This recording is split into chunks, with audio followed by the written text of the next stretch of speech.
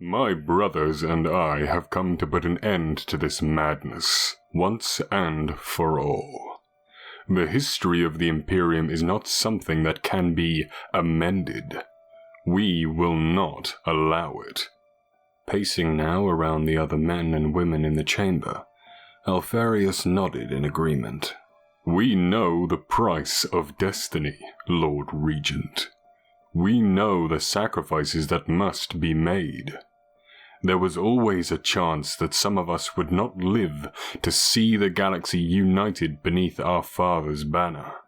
He saluted with one fist to his chest, being sure to mark the Sigillite's reaction to the outdated gesture.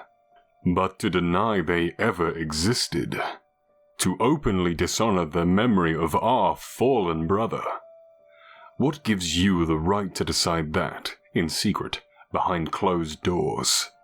Malcador glared at him. Do not speak to me of secrets. You are playing a dangerous game, the three of you, and my patience grows thin. Then, to a chorus of poorly stifled gasps, the Sigillite turned his back on Horus. He could feel every pair of eyes in the room upon him as he retrieved his eagle-topped staff from its cradle beside the throne, and steeled himself to face down the monsters he had helped to create. He lowered himself into the seat and peered out from beneath the cowl of his hood.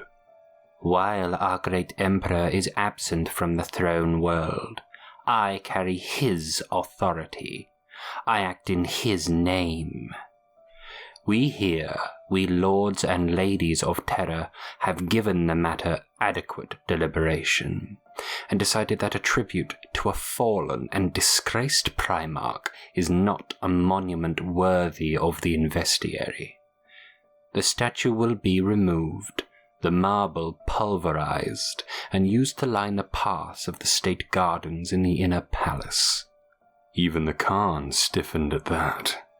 Horus stood motionless, save for the twitching of his fingers. Doubtless he was imagining all the ways he might tear the Sigillite limb from limb. Not worthy, he growled.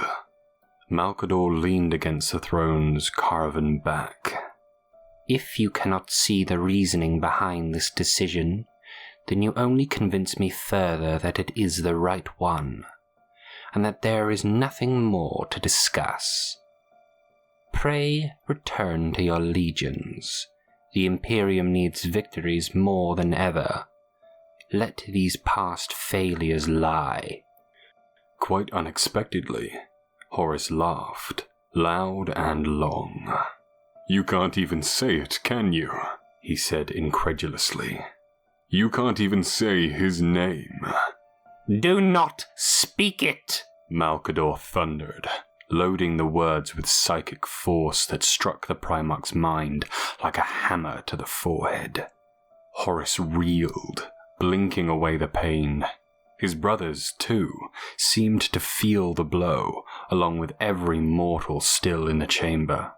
Even the Sigillite's own ears rang, but he kept his voice firm and unwavering.